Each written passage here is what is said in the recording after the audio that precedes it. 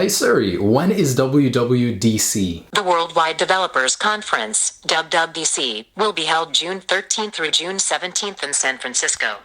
Awesome. Guys, we are one step closer to iOS 10 and hopefully finally something changes. Anyways guys, in this video, I want to convince you guys not to buy the iPhone 7.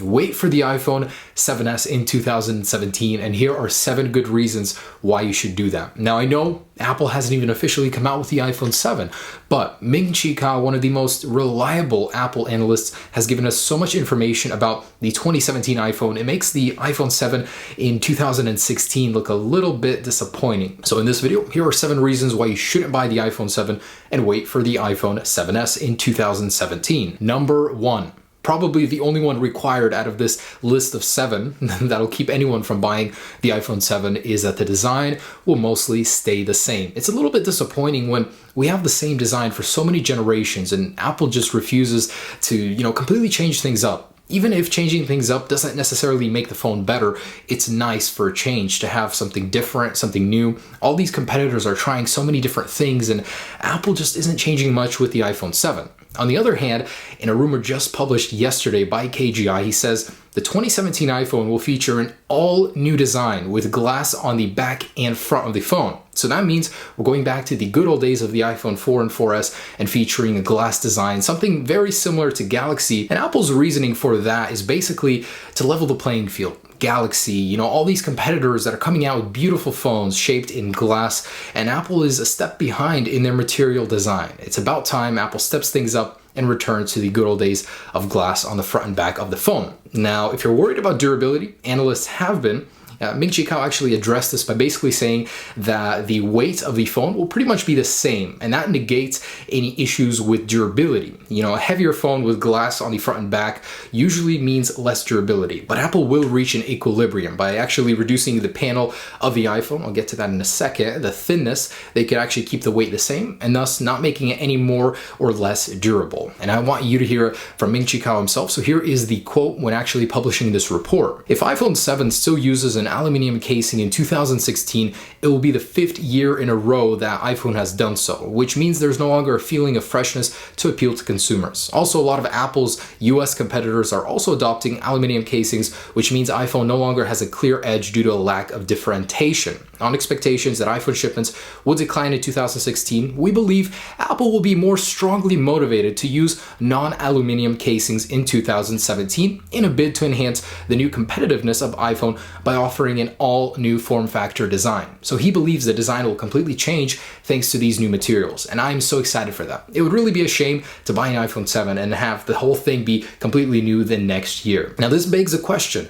What is Apple doing with their lineup? Are they going to be dropping the S upgrades? Are they going to be shifting just to a number upgrade every single year? It seems so, because it's about the 10th anniversary of the iPhone next year. Not the 10th iPhone. The 10th iPhone will be the iPhone 7, but the 10-year anniversary will be next year, and it's likely Apple could drop the S cycle upgrade in favor of just number upgrades every single year, allowing them to explore new designs as necessary. So they're not just going to stick with the same design 2 years in a row and then add an S badge next year. So just a thought. 2, this thing will feature an OLED panel. Not only will this thing feature an all-new design, it'll have much better screen technology. And I think it would be a huge shame to upgrade and then be stuck with old generation LCD when OLED is all the rage, which it is on Android phones now, but Apple hasn't gotten it yet. In my last video, I talked about it. It's likely coming in 2017, as Apple has just signed a contract with Samsung for 100 million units of their OLED panels to be used for 3 years in a row. That's very good news for iPhone.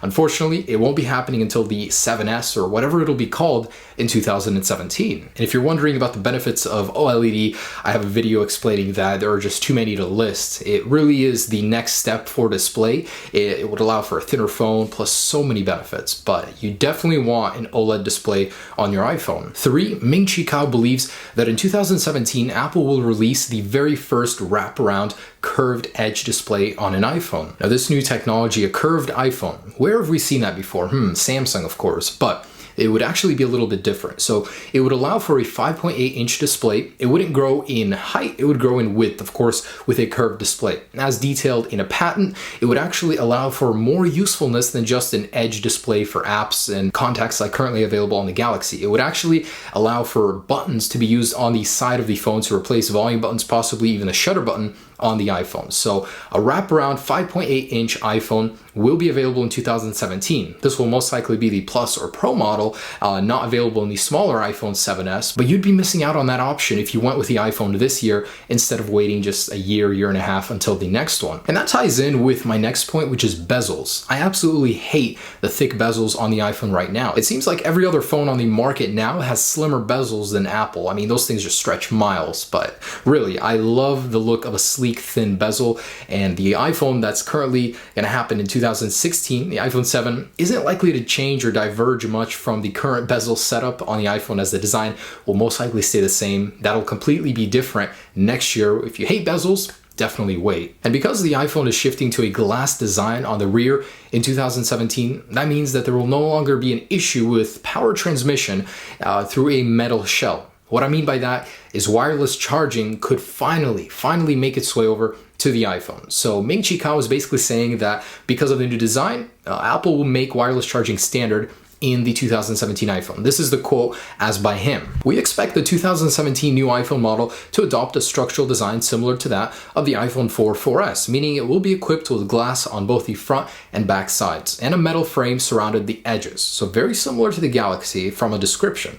The difference is that the new model will likely come with a curved screen and curved glass casing, with other important features including a 5.8-inch AMOLED display, wireless charging, and this actually ties in with my next point, and more biometric recognitions, facial or iris. So that means that the new iPhone in 2017 could have a facial recognition or even iris scanner. That's actually rumored to be a new feature of the Galaxy Note 6, and we might see it on the next iPhone, of course, in a year and a half, but still, that's pretty impressive. Now, this would actually come by way of the front-facing camera. It would be upgraded, of course, and Apple has a patent for a 3D modeling, to make a 3D model of your face from the camera and be able to unlock your iPhone using that method. Of course, if fingerprint sensor is just too outdated for you, that's probably the next way to go. It's not a very big feature, but you would be missing out on it if you went with the iPhone this year. And my last point is the dual lens camera. If you're looking to get the iPhone 7 Plus or Pro, whatever it'll be called, the larger 5.5-inch version this year, you'll likely be getting that new dual lens camera. But because it's a first year for a new technology, you're likely to encounter teething problems. So things that just come with new technologies, they haven't been fully figured out, so it's very likely that they will have some issues. Ming-Chi Kao himself says, top hardware upgrade is a dual camera 5.5-inch model only, though many competing models with dual camera will launch soon. So that's competitors, they're all going to catch up to Apple and have dual lens sensors. Also, joining others already on the market, first impressions could underwhelm. So what he's saying is, because it is a new technology, it's likely that the expectations which are set here won't be met by this dual lens setup, just because it's such a new technology. So if cameras are a big issue for you, I would probably wait until this technology evolves into second generation. Apple is likely to improve it a lot in 2017. You're adopting something new that hasn't fully evolved yet. But guys, there you go. So the iPhone in 2017 is looking to really make the iPhone in 2016 look bad. And based on these rumors alone, I would totally wait. That's your hard-earned money. You're just going to feel buyer's remorse when you get this iPhone next year, one comes out that's completely new in every way. That's all I'm trying to say. If you upgrade iPhones every year, who cares, really? But if you make an upgrade every few years, it'd probably be better to wait 1.5 years until the new iPhone 7s or whatever it will be called. Thanks so much for watching, guys. Just hope I informed you and kept you from a little buyer's remorse in the future. Have a great day. Be sure to check out the other iPhone 7 videos, and I will have an iOS 10 and Worldwide Developers Conference video for you soon, just as soon as it's out in 55 days now. Peace.